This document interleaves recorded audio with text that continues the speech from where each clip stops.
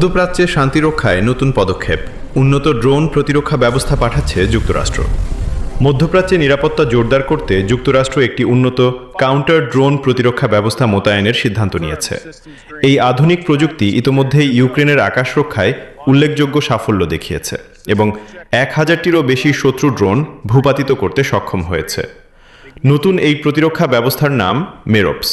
এতে ব্যবহৃত হয় একটি ছোট কিন্তু অত্যন্ত দ্রুতগতির ইন্টারসেপ্টর ড্রোন, যার নাম সার্ভেয়ার। ড্রোনটি কৃত্রিম বুদ্ধিমত্তা প্রযুক্তি ব্যবহার করে শত্রুর ড্রোন শনাক্ত করে দ্রুত ধ্বংস করতে পারে। বিশেষজ্ঞদের মতে এটি আধুনিক আকাশ প্রতিরক্ষায় একটি কার্যকর ও সাশ্রয়ী সমাধান। মেরোপস সিস্টেমের প্রতিটি ইন্টারসেপ্টর ড্রোনের দাম প্রায় $15,000, যা প্রচলিত ক্ষেপণাস্ত্র প্রতিরক্ষা ব্যবস্থার তুলনায় অনেক কম ব্যয়বহুল। বর্তমানে অনেক দেশ শত্রু ড্রোন ধ্বংস করতে অত্যন্ত ব্যয়বহুল ক্ষেপণাস্ত্র ব্যবহার করে, যার প্রতিটির দাম লাখ লাখ ডলার। সেই তুলনায় এই প্রযুক্তি দ্রুত ও সাশ্রয়ী প্রতিরক্ষা নিশ্চিত করতে পারে। এই সিস্টেম পরিচালনার জন্য একটি ছোট 4 সদস্যের দল যথেষ্ট। সার্ভেয়ার ড্রোনটি প্রায় 175 মাইল প্রতি ঘন্টা গতিতে উঠতে পারে, যা ইরানের বহুল ব্যবহৃত শাহেদ 136 ড্রোনের চেয়েও দ্রুত।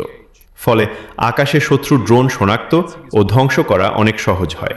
আরও একটি বিশেষ সুবিধা হলো, যদি কোনো মিশনে লক্ষ্যবস্তু ধ্বংস করতে না পারে, তাহলে ড্রোনটি প্যারাসুট ব্যবহার করে নিরাপদে নিচে নেমে আসে এবং পরে সেটি উদ্ধার করে আবার ব্যবহার করা যায়।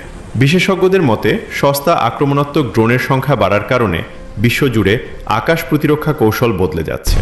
এই পরিস্থিতিতে যুক্তরাষ্ট্রের এই নতুন প্রযুক্তি শুধু নিজেদের সেনাদের নয়, মিত্র দেশগুলোর নিরাপত্তা নিশ্চিত করতেও গুরুত্বপূর্ণ ভূমিকা রাখবে।